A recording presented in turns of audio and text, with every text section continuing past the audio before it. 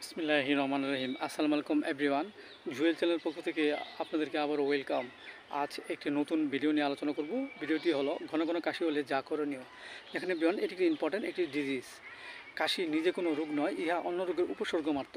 আমাদের মানবদেহে যদি প্রচুর পরিমাণে আমরা যদি ঠান্ডা জাতীয় খাবার খাই কিংবা আমাদের মাঝে উপজিহ্ব বা বৃদ্ধি পায় এবং দেখা যাচ্ছে যে অত্যধিক পরিমাণে যদি ঠান্ডা লাগে, এর ফলে আমাদের মাঝে ঘন ঘন কাশি রোগটি আসতে পারে। সো এভরিওয়ান, এই রোগটি আমাদের মাঝে হলে যে লক্ষণগুলো থাকে তাহলেও দেখা যাচ্ছে যে হঠাৎ যদি আমাদের মাঝে ঠান্ডা লাগে এবং ঠান্ডা লাগার মধ্যে গলা কুটকুট সুরসুর করে এবং প্রচুর কাশি আসে, কাশতে কাশতে অস্থিরতা ভাব থাকে, এক্ষেত্রে অবশ্যই আমরা যে ওষুধটি খাবো সেটা হলো একুনাইট 30। আমরা 2 ফোঁটা করে সকাল বিকাল 2 বার সেবন করতে পারি।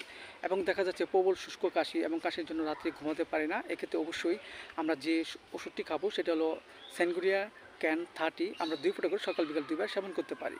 এছাড়াও দেখা যাচ্ছে যে হঠাৎ যদি আমাদের মাঝে ঠান্ডা লাগে এবং ঠান্ডা লাগার ফলে প্রচুর কাশি আসে এবং কাশতে কাশতে চোখ মুখ লাল বর্ণ ধারণ করে, এক্ষেত্রে অবশ্যই আমরা যে ওষুধটি খাবো সেটা হলো বেলাডোনা 30। আমরা 2 ফোঁটা করে সকাল বিকাল 2 বার সেবন করতে পারি। এবং দেখা যাচ্ছে যে আমাদের মাঝে ঠান্ডা লাগার ফলে প্রচুর দুর্বলতা অনুভূতি হয় এবং কাশতে কাশতে এবং কাশির সাথে কফ বের হয় এবং নোনতা নোনতা লাগে এবং শরীর দুর্বলতা অনুভূতি হয়। এবং এক্ষেত্রে আমরা অবশ্যই যে ওষুধটি খাবো সেটা হলো কেলো হাইড্রো 30। আমরা 2 ফোঁটা করে সকাল বিকাল 2 বার সেবন করতে পারি। পাশাপাশি আমাদের হোমিওপ্যাথিক যে বায়োকেমিক বড়ি ফেরাফস 6-এর 4টি উপর চিবি আমরা হালকা গরম কুসুম পানি সহ সকাল বিকাল 2 বার সেবন করতে পারি। এতে করে অনেক অংশে আমাদের মাঝে যে ঘন ঘন কাশির প্রবণতা সেটা আস্তে আস্তে কমে যাবে এবং সুস্থ বোধ ফিরে আসবে। সো এভরিওয়ান, ভিডিওটি ভালো লাগলে অবশ্যই আপনারা লাইক দিবেন, সাবস্ক্রাইব করবেন, পাশে থাকেন। Thank you so much.